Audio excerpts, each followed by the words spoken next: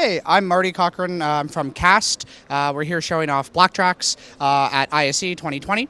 We're showing off a bunch of different integrations here. We're kind of showing how BlackTrax can be used in all sorts of different applications for the live entertainment, broadcast, and interactive industries. So just going from left to right here, we have spatial audio on the left. Wherever someone moves around the space, SPAT, Revolution, and Adamson speakers are sending that position to the appropriate loudspeaker, which is pretty cool so that it sounds like the voice is coming from where they are.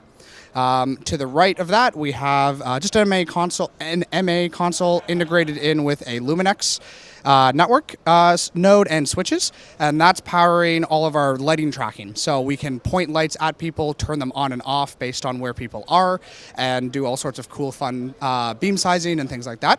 Next one over here is our broadcast and converge setup and our brand new Helios beacon. This is for all of your PTZ camera tracking needs. We're showing off the Panasonic 8K ROI to be able to crop specific images, and then be able to track handheld cameras so you get lens data, position data, all from one solution, and be able to send that to servers such as the Disguise Media server, which we're showing over here.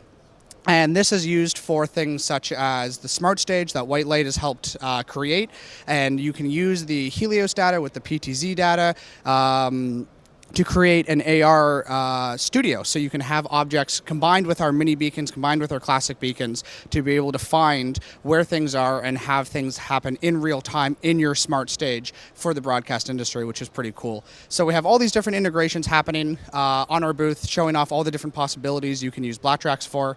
And if you've missed us here at ISE, check out our website at blacktrax.ca.